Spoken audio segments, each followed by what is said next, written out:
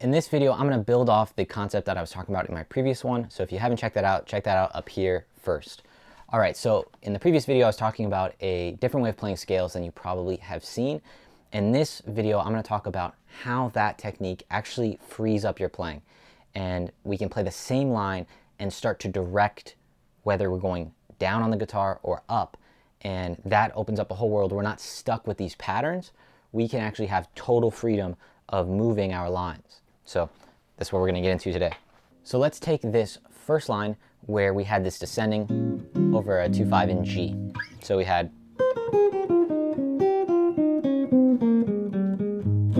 so that took us from this, say, 5th position area down to this G major position, right? We were descending in position.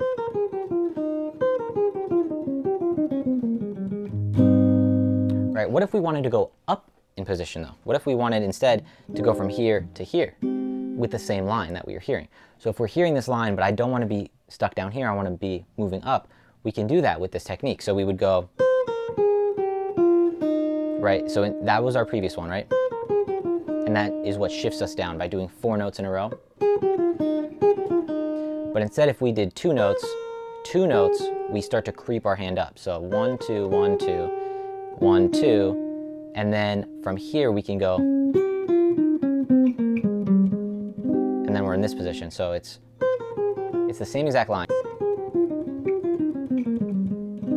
Or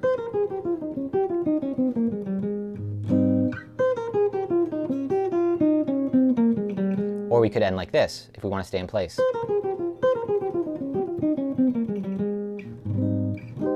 Right? So we want to be able to choose which position our line is ending, either in place, down a position, or up a position. Usually it's not going to be 2 up or 2 down. That would be a pretty long line. So we can still do that in this technique. Let's take one of the other ones we did. So we had in the ascending side. So, right, so that one stayed in place.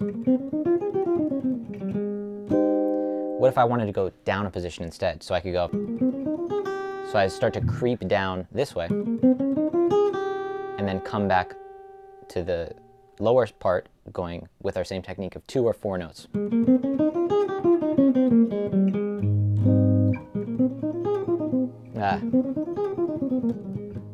then we're in that position. Either way, it's smooth. And we could even go higher up. So let's see how we would do that. So we would scoot up and then descend how we did before.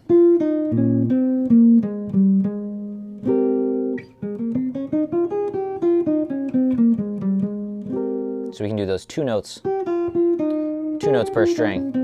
1, 2, 1, 2, 1, 2, 1, 2, 3, 4.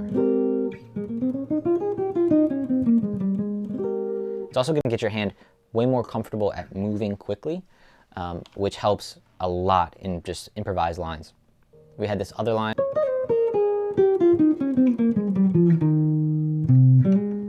So just by ending where we played that G.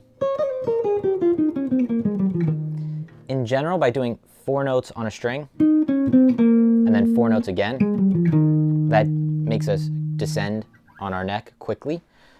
If we want to ascend on our neck, we're going to do 2 notes per string and go up diagonally like this. So if you're trying to move down this way, you would start to do 4 notes per string. And if I want to creep up, that's when I do 2 notes. 1, 2, 1, 2, 1, 2, 1, 2, right? See how that took me this way. If I want to descend, that's when I do my 4 notes. So let's say I have 4 notes here. I'm quickly going this way.